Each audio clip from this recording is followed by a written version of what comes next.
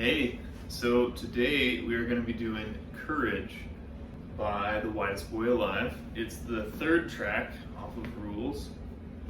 The second one only had a guitar solo and it wasn't very long, so I decided maybe we could do that another lesson. This song is guitar based, so a little bit more to chew on. I really like the chords in this song. They're really pretty. So the first chord in the tune, most of the progression during the verses and stuff is actually just two chords, which is pretty cool. This first chord is B minor 7. It's a bar chord on the 2nd fret. Our root note is on the A string. And yeah, it's basically like your typical minor chord, but no pinky. And that's what it looks like. There's diagrams in the lesson notes. Sometimes I tuck my pinky away, but that's actually just a teaching device to kind of show you what my fingers are doing without my pinky blocking it. I normally just have my pinky nice and relaxed with my other fingers. Okay, so that's chord number 1. Chord number 2, C major 7, right on the 3rd fret. So again, we have another bar chord with the root on the A string. And the way I think about this one is there's like a little triangle here. So we go 3, and then 5, 4, 5. And then we kind of finish our bar with the 3 on the high E. 5, 4, 5, 3, 5, 4, 5, 3.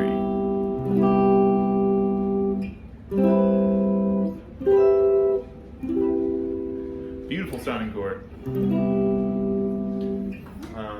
And that's it. Now we just do the rhythm.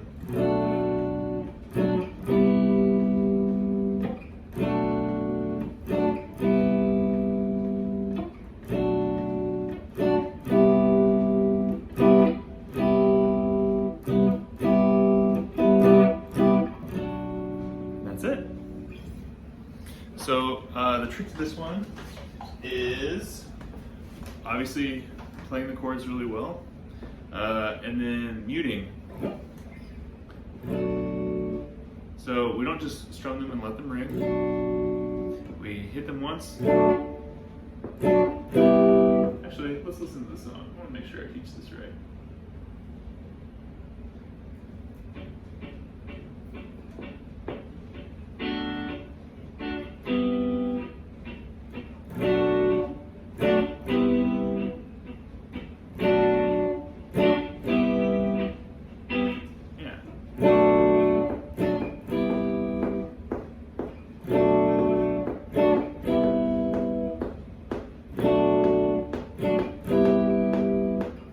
Probably get it intuitively, so I'm probably don't need to explain too much there, but each chord needs to last for a specific duration. So listen to the song, and the way that you mute it is you just stop pushing on to the strings and just relax your fingers. That's all it is. So it's all with the left hand. I'll show you what I'm talking about, or try at least. So fretting, muting. That's it. You just relax that pressure. Cool.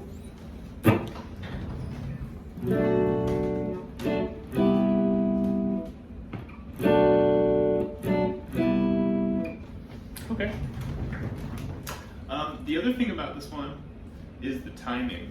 So I spent a pretty decent amount of time trying to transcribe this accurately. So the way that this verse thing goes is that the last time you play through it before it repeats all the way through again, it has a little bit different timing than the rest of it. It's the third ending in the notes is what I'm talking about.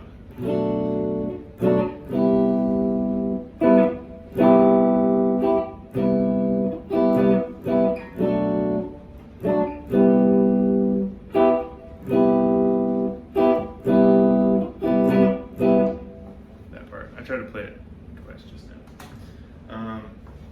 Yeah. Listen to the song, it'll stick out like a sore thumb. The timing of it is totally different than the rest.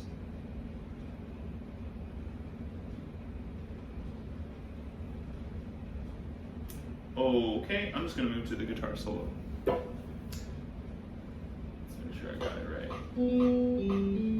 Yeah, so the theme of Whitest Boy Alive is that there's a guitar solo every song, but it's super minimalist, which I actually think is really cool. Yeah. You know, you can say a lot without saying very much, so I like that. All right. You can pretty much just stay in this one place.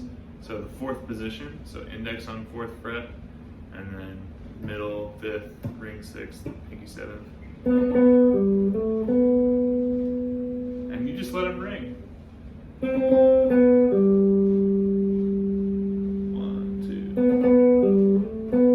2. That's all it is. Real nice. Make sure to let those last notes sustain the whole way.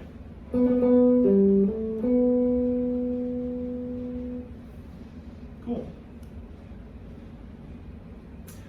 And you might wonder why I'm being a little insistent on the fingering there. It's because of sustain. So if you pick up your finger, move to a different string, that last note is gone. What we want is an endless flow of sound. Hear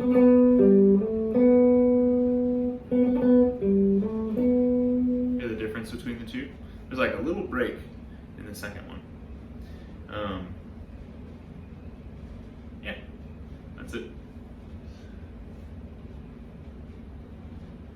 All right, now this song has a pretty sick electronic dance breakdown, about 3 minutes and 20 seconds into the song, I think. It's all synths, and I thought about transcribing it, but I was kind of taking a while to transcribe the rest of it, so I had to skip it to make sure that I could film this video and upload it and all that stuff in time. So, but I did do the outro, which has a little guitar part. It sounds kind of frantic, but it's not too bad, actually. So, you could base it off of, I'll play it for you, and then I'll kind of show you how I see it, so that you can kind of see this too. So, bar chords are, well, I'll play it real quick.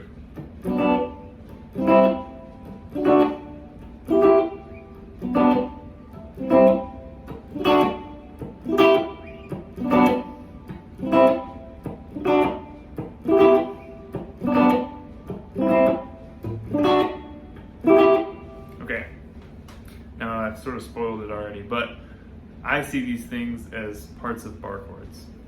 I'll show you what I mean. Bar chords are kind of maximalist chords. They have basically all the notes that you can grab in one place. Yeah, so we can always break them down into smaller pieces, to smaller chords, to make them sound a little bit different. So if we were to play this whole thing as bar chords, this is what it would sound like.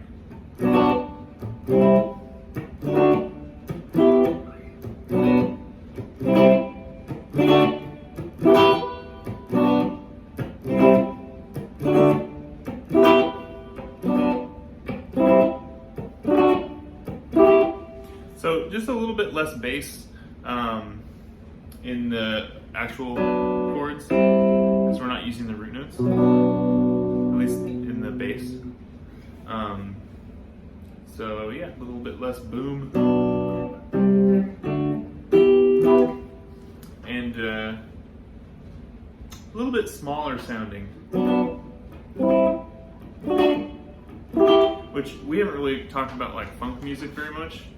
But if you're going to play funky, then you want your guitar part to be really small,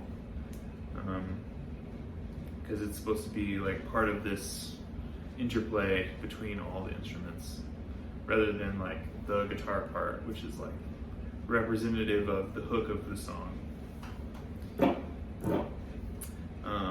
Cool. Okay. So that's it for the guitar parts. Let's talk a little bit about the theory real quick.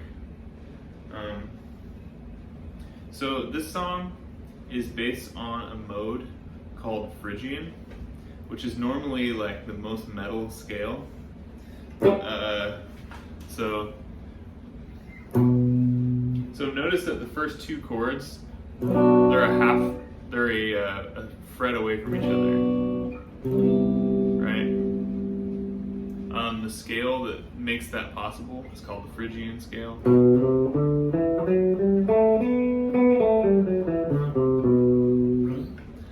And usually when I'm like kind of turning students onto this scale, I play metal without changing my amp or anything. You could play, like, get the same kind of harmony from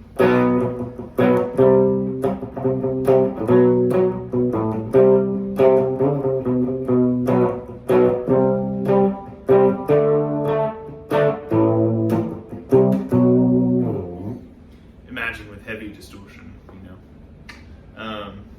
Anyway, so yeah, and believe it or not, the relative major, maybe a term that we've used before, probably somewhere deep in the recesses of your mind. The relative major is G major. So we haven't really talked too much about this concept of modes, but basically B Phrygian, that metal thing that I was just showing you, it uses the notes from G major. So I could play, well, just check this out. So I'm going to play the G major scale.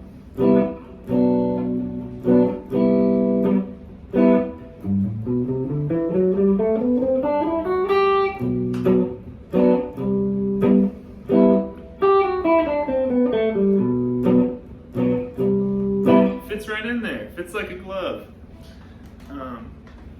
So that's really interesting. The key of G is really expedient for teaching guitar because it starts really on the 3rd fret and then it runs all the way up the neck.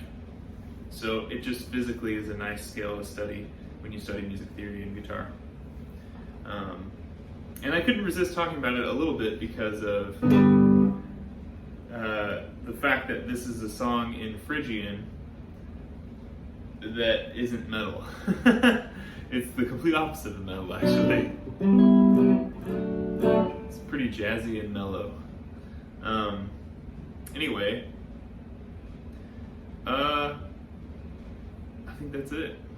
If maybe one thing that you could do besides like learning this song, which probably won't take you very long, is so here's something you could do is write a chord progression that includes those two chords from this song, so B minor 7 and C major 7. And you can also try including D, A minor, or G. So B minor 7, C major 7, D, maybe write these down, D, A minor, G. I'll try and give you an example of what fooling around with those chords sounds like.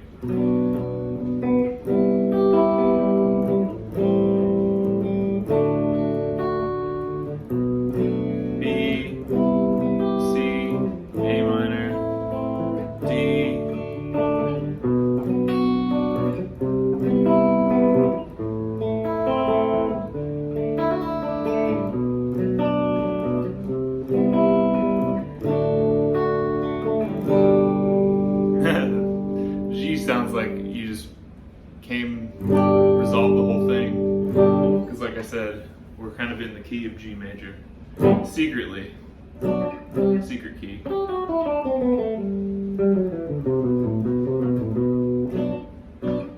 Anyway, so that's it. Write a chord progression with B minor 7, C major 7, D, A minor, and if you want G, but G is kind of risky because then all of a sudden when you play G, it sounds like you're in the key of G. So maybe skip it.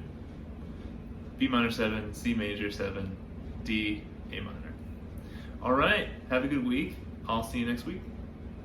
Courage, Whitest boy alive.